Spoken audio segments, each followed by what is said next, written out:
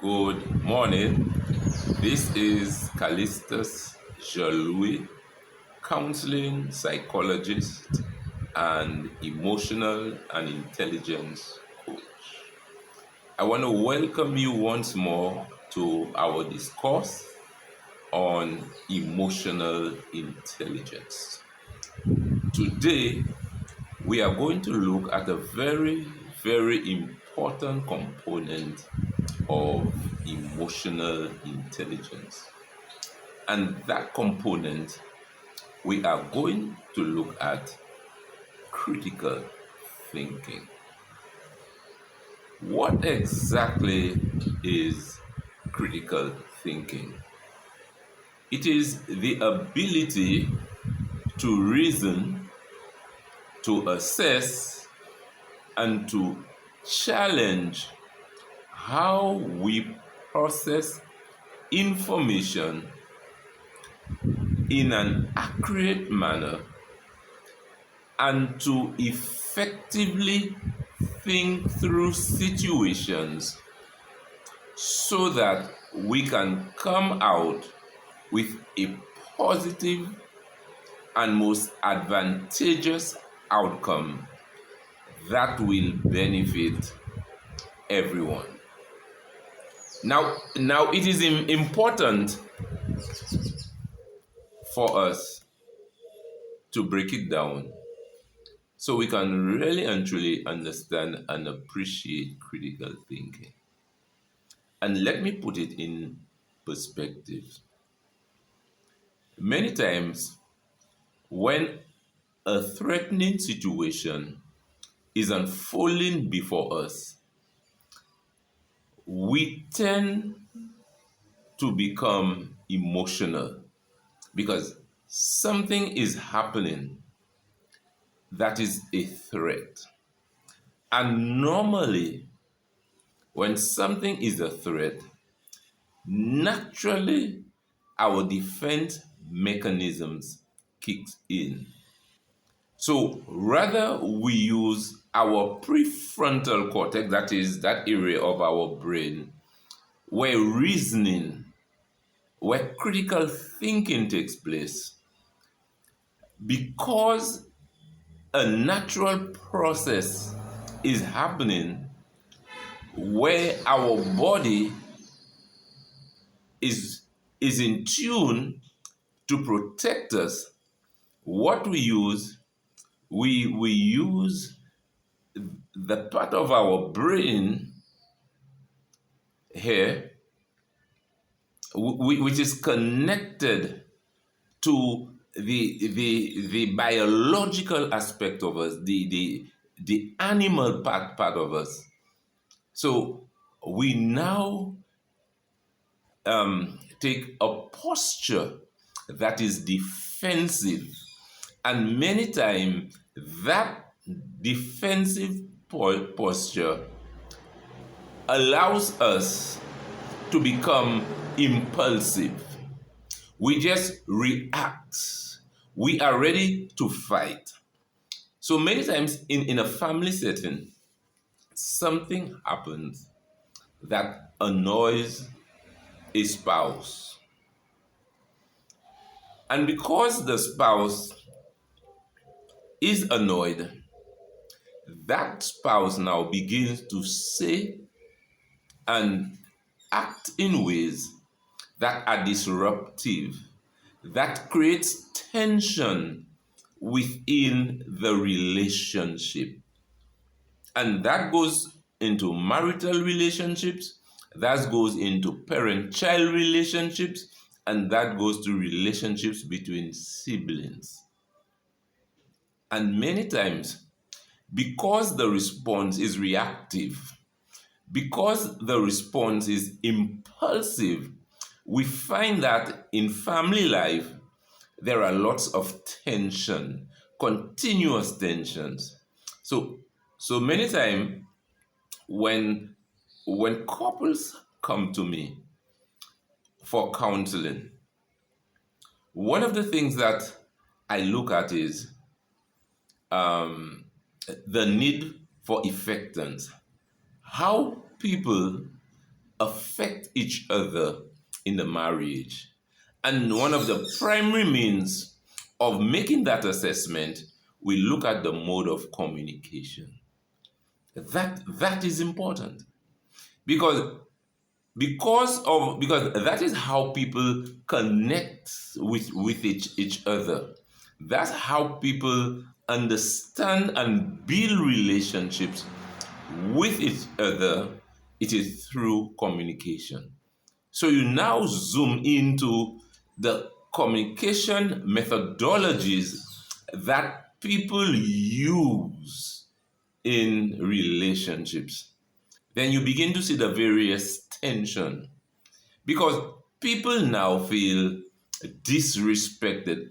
Unlike what a lot of I hear from the religious pulpits, where they say women want to be loved and men want respect. But I am saying to you, based upon my experience over 15 years of counseling people, what I hear from both parties is I feel disrespected. I continuously feel disrespected. When my husband or my wife says or behave in that particular way, I feel disrespected.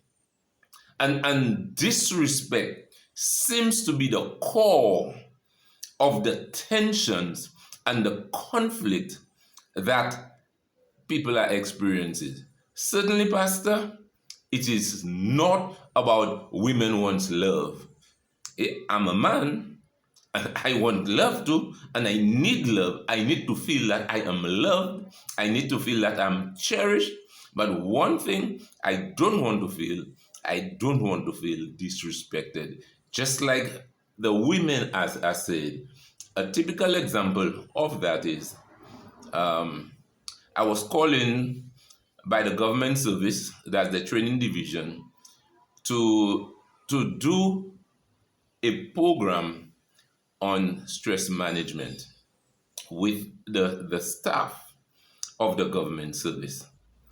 And during that session or those sessions, there was lots of tension, primarily among the female staff. Lots of tension, lots of resentment, and lots of anger. And when I begin to explore the nature of all of that anger and tension and disapproval that were occurring among the female staff, the common ground was what is happening at home. And the common phenomena was every one of them, every one of those female staff was saying that they feel disrespected in the relationship. And what was the cause of that is husbands, and many of them, if not all, were coming from Christian settings, whether it be Seventh Adventist or Pentecostal or the other Christian churches. But what was so profound in my interaction with those government workers were the complaint by the females were that the husband seems to be making decisions for them without their consent. And that was creating problems. And the other aspect was that of leadership. Because there were issues because the women felt that they had equal authority. They had equal rights to the husband, and they do not feel that the husband had any right or any authority over them. Okay, they want to have a relationship based upon mutual understanding, mutual communication, and mutual sharing of power in the marriage.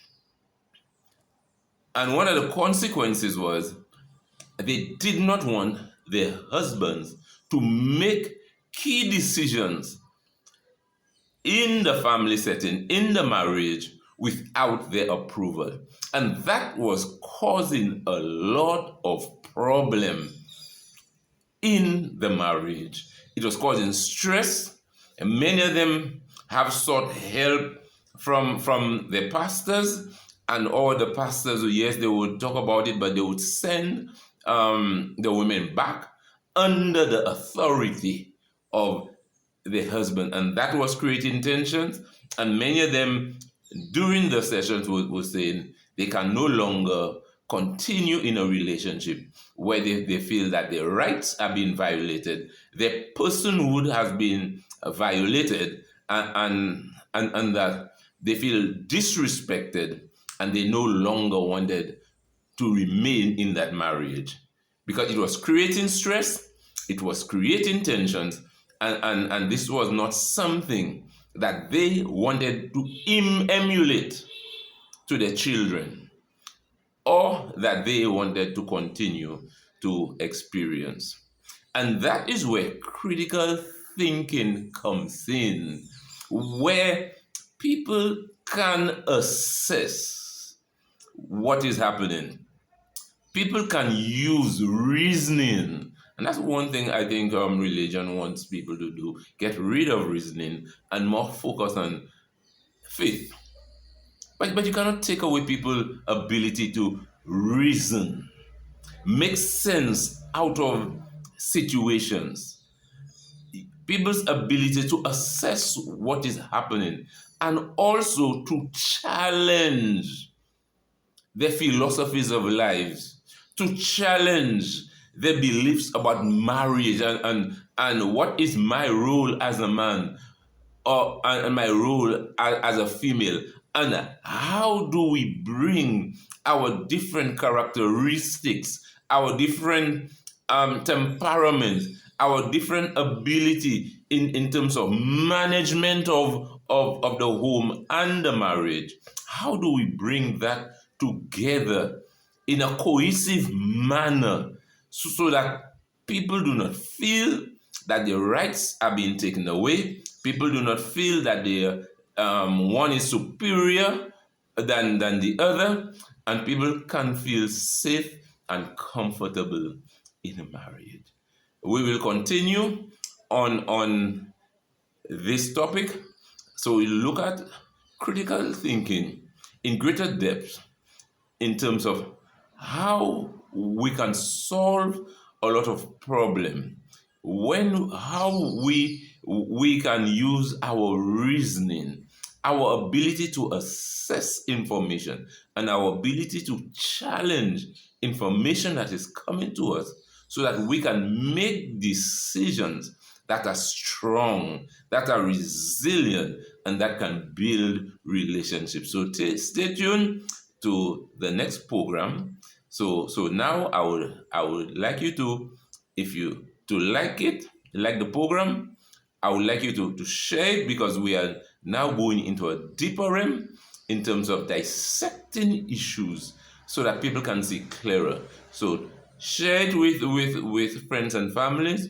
And I would also like you to subscribe. It is important that you subscribe to this program so that we all can benefit. Thank you very much.